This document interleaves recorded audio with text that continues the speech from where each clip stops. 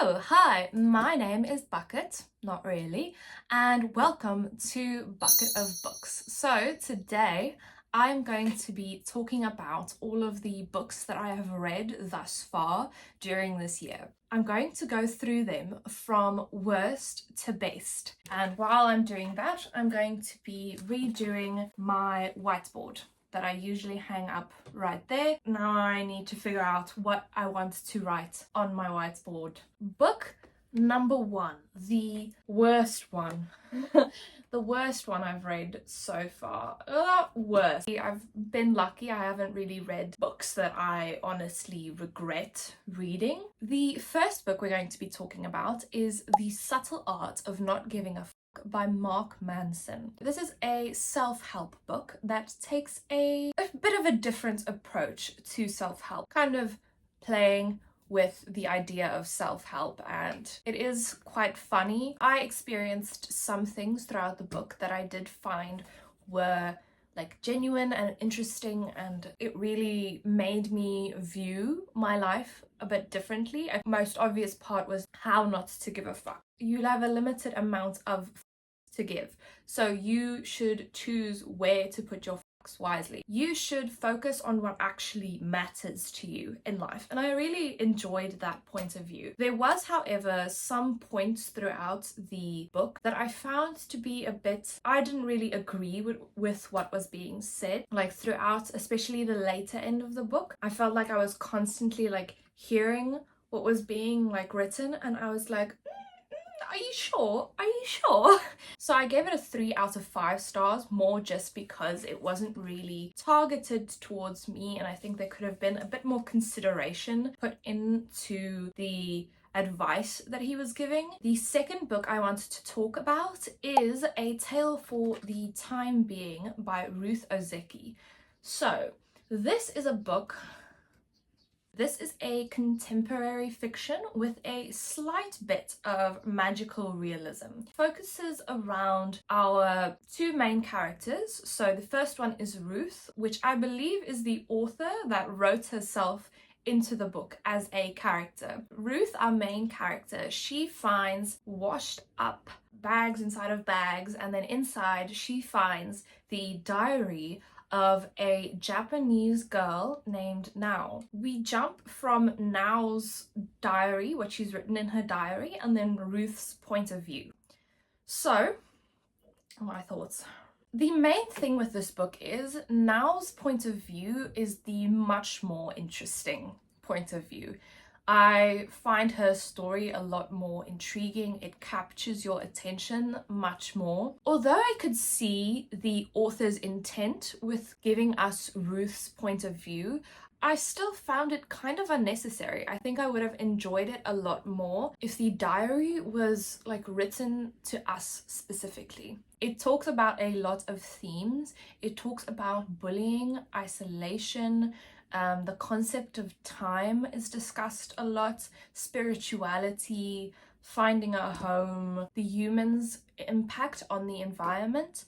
Though I felt like that theme was not discussed as strongly, it kind of just felt like it was there. I also gave this book 3 out of 5 stars. I think my main issue with this book was just the fact that I didn't really connect with the characters as much as I was supposed to. I could sense there were times when I was reading and this was supposed to be a impactful, emotional scene, but I would feel essentially nothing. There were a few scenes that did make me emotional and did make me cry, but again, I feel like some of the scenes weren't hitting the way they were supposed to. So I feel like this is a book that some people could very much enjoy, but it was just not for me. Now,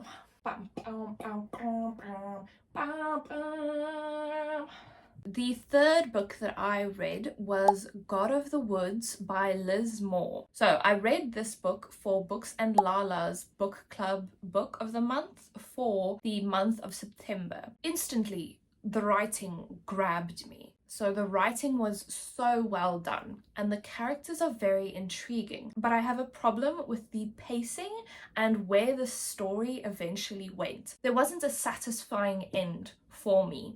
though I do understand why other people liked the way that it ended. So it follows the disappearance of Barbara after she went to summer camp. She is the daughter of the owners of the camp, and I loved the summer camp aspect. As someone that has never gone to a summer camp, I've experienced things that are similar, but not that like American summer camp situation. I loved the vibes. The summer camp vibes were definitely there, but the story was just not what I expected. It's more like a literary mystery, and it focuses more on the characters. So if you are looking for something that's like the story has a lot of twists and turns, that's not really this book. I would definitely recommend. I gave it 3.5 out of 5 stars, and I definitely want to see what this author writes next. Like, I want to see what else she does, because I really connect with her writing style. Next up, we have my 4 stars. The first one I'm going to be talking about, it's small, short, doesn't really matter. I read it in like half an hour. The Old Possum's Book of Practical Cats by T.S. Eliot. This is a poetry book that the musical Cats was based off of.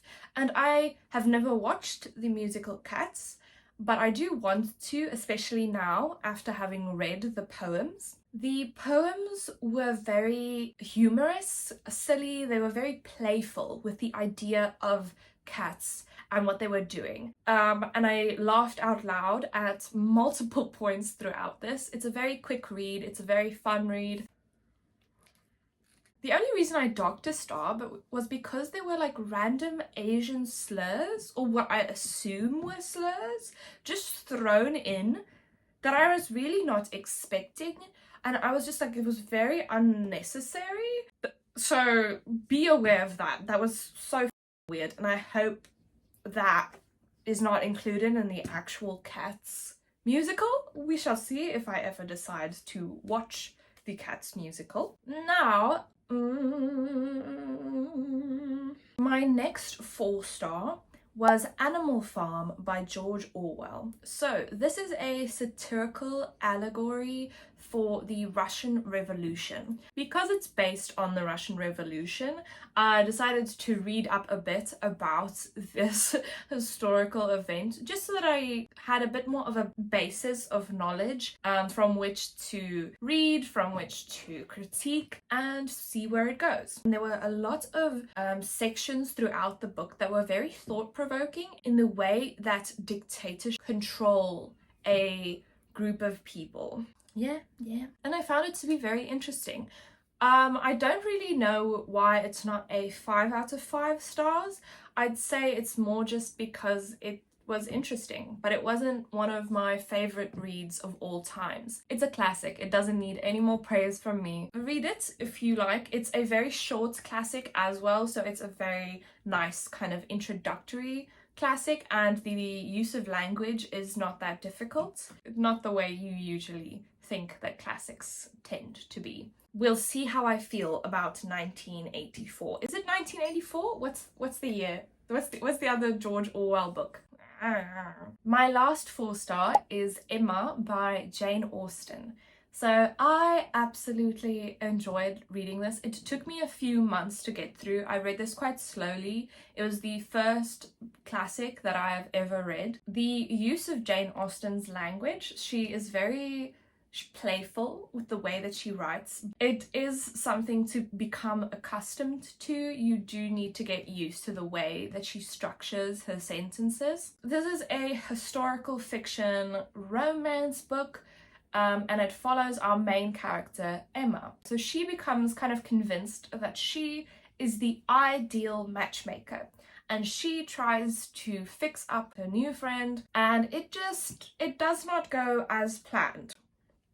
There was something that happened in the end, and I'm just gonna put a little spoiler alert. So one of the characters is pregnant and has a baby by the end. I don't know what happened. I think I missed the sentence where it was mentioned, but I did not realize that this girl was pregnant at all. There were like moments where I was like, this is odd. Why is she sitting out of this activity? Like, why isn't she a part of this group outing. But I didn't realize it's because she was pregnant. But again, I think it was because I was reading this book across multiple months and I was like taking quite a lot of breaks in between. So I think it might have just slipped my mind. But when this character had their baby, I was flabbergasted. So the ending, I was shocked, stunned. I loved the little twist at the end, the reveal, what they've been doing behind the scenes. So the ending was definitely a twist, and I would love to reread this book and to see if there has to be hints that have been thrown out throughout the book. So I would love to reread it and see if I can catch these hints. Again, I'm not sure why I docked a star. Again, it's just, it was really good, but it's not one of my all-time favorites. It just isn't. My last book and my 5-star read, my only 5-star read of this entire 2024 is I'm Glad My Mom Died by Jeanette McCurdy. I listened to the audiobook. It was definitely such a good choice. I'm just gonna put this away. I'm not even touching it. So you might know her because she played the character Sam in the Nickelodeon show iCarly. So this book is mostly about the trauma that she experienced through her mom and just throughout her life. You can see that writing is her passion because it was written so well. The way that each chapter just layered upon the story and kind of made you reassess what was happening in her life. It is a very dark book, but it was so well written, and I'm so happy for Jeanette McCurdy for getting to the point where she got just finding herself in a better place. It does have a hopeful ending.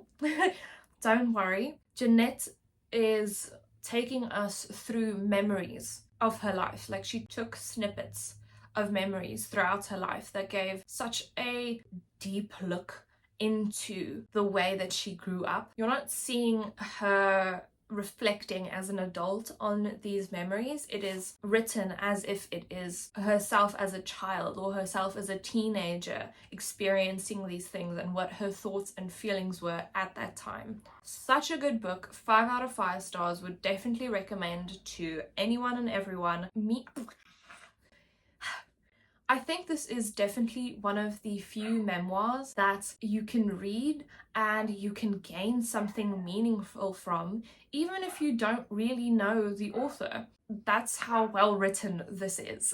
That is what I have read so far. I read most of these books in September. It was more The Subtle Art of Not Giving a Fuck, Emma, and Animal Farm that I think I read before September. I was going quite slow with my reading. I've been in quite a slump and I've not really been reading classically published literature. So it was more this September that I've really been gaining traction with my reading, and I don't really have a reading goal, but there are books that I so badly want to read. So I look forward to reading more. Thank you so much for joining me. If you liked my video, please don't forget to like, subscribe. Please leave a comment if you have read any of these books. Let me know if you agree with me, if you disagree with me. Tell me your reading goals for the rest of 2024. I hope you have a fantastic day. Bye! Okay, ik denk dit als. Ik denk dit als.